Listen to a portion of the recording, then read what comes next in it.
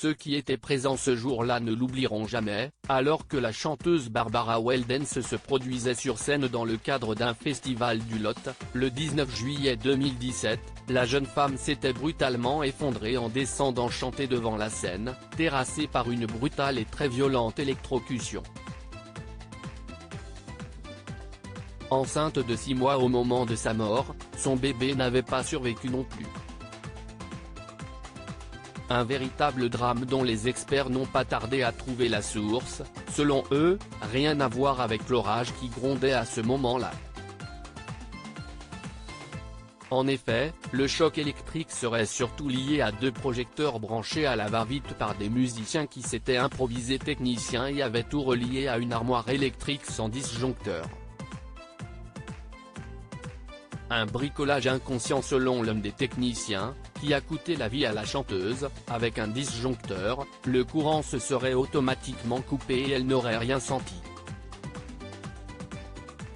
Sans parler des fils à découvert de son micro, qui, lorsqu'ils ont été mis en contact avec le branchement défectueux du micro, ont créé un cocktail mortel pour la jeune femme.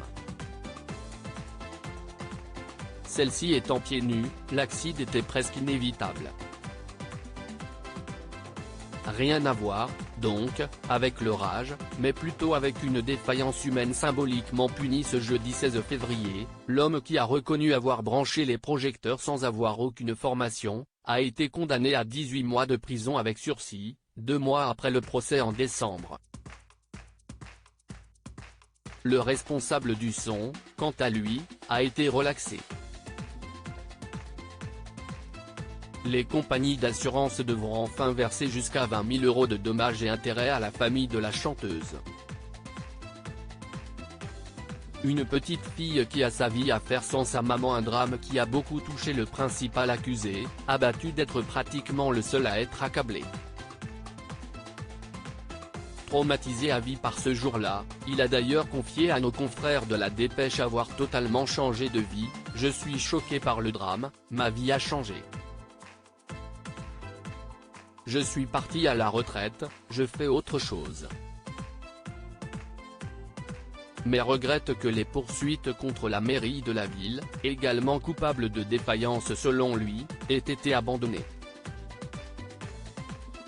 Un homme que l'avocat de la famille de Barbara n'a pas voulu accabler, saluant une sanction symbolique, il a rappelé qu'on est dans un milieu où le risque est une chose entendue depuis l'enfance. Chacun d'entre eux est bricoleur. Là où il n'y a pas d'argent, comme les petits festivals, il y a beaucoup de bricolage. Accabler quelqu'un en particulier n'est pas nécessaire. Satisfait, il a notamment eu une pensée pour la petite fille de la chanteuse, qui a sa vie à faire sans le soutien de sa maman. Et bien sûr, pour la jeune femme, enfin en paix.